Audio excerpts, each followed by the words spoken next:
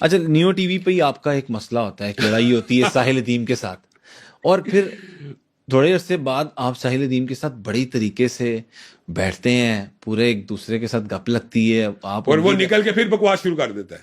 یہ اگلی ایپیسوڈ یہ میں نہیں کہوں گا، یہ میں نہیں کہوں گا. اچھا یہ کیا چکر ہے؟ یہ سن لیں، یہ آپ کو وائرل ہونے کا شوق تو نہیں پڑ گیا؟ وائرل تو میرے خیال میں مجھے تو کوئی ضرورت نہیں ہے وائرل ہونے کی. جتنا انہوں نے مجھے وائرل کرنا، اللہ کے فضل سے مجھے تو یعنی تحدیث نعمت ہی سمجھ لیں، مجھے تو وائرل ہونے کی قطعاً ضرورت نہیں. میں تو چھپاتا میں تو چاہتا ہوں، میں میڈیا کو اکثر اوائڈ کرتا ہوں. تو جب ٹائم ہو پھر دے بھی دیتا ہوں. تو بنیادی طور پہ ساحل ادیب صاحب کا یہ آپ اندازہ لگے بلنڈر آپ نے سوال کر لیا، تو میں کہہ رہا ہوں وہ ابھی تک ان کو گدے کا پتہ نہیں لگ سکا کہ گدا حلال ہے. اچھا بات سنیں، میں آپ کو یہ بڑی ایک آپ نے اس کے آپ نے ان کا ہاتھ پکڑ لیا تھا. میں تو یہ ویٹ کر رہا تھا دیکھ کے، میں نے کہا یہ نہ ہو کہیں یہاں پہ لڑائی پڑ جائے. میں عبدالعزیز بھائی، میں آپ کو مجھے بھی ڈر لگتا ہے، گارڈز آپ کے بڑے ٹرین ہیں، مجھے پتا ہے. ایک علمی بات آپ کو میں کہنا چاہتا ہوں، بڑی دلچسپ ہے یہ، مجھے بعد میں سمجھ آئی کیسے.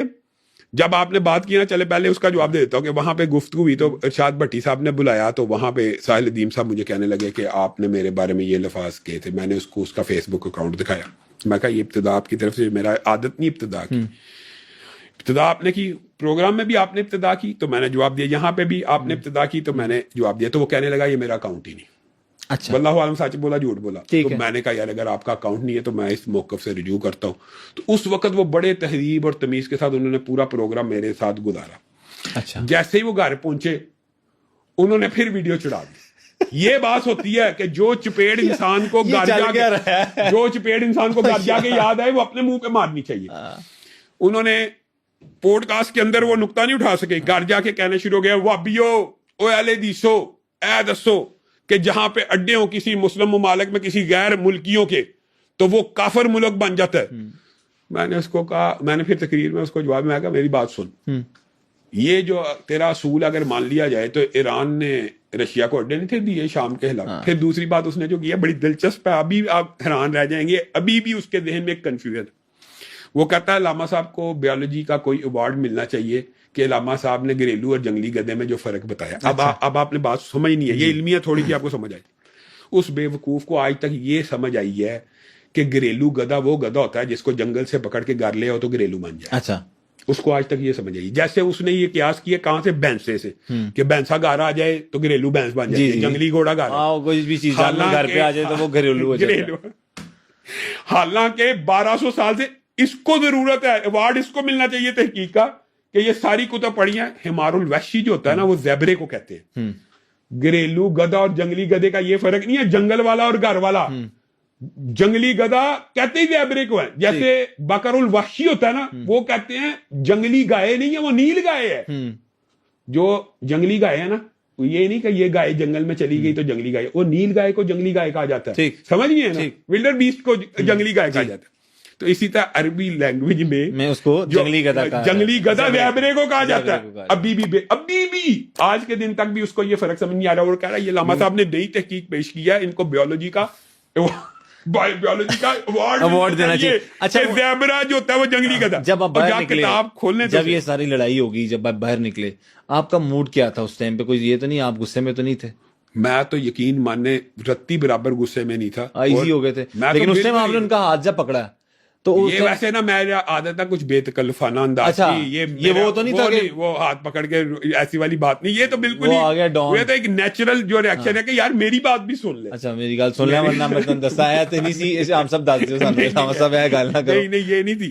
اس نے جو اصل بات یہ ہے کہ وہ جو پورٹرے کرنے کی کوشش کرتا وہ ہوا نہیں. میں تو ابھی میں اس کو کیا کہوں کہ وہ وہاں پہ پوڈ کاسٹ کے اندر بھی 2-3 جگہ میں نے ان کو ٹوکا اور اصلاح کی.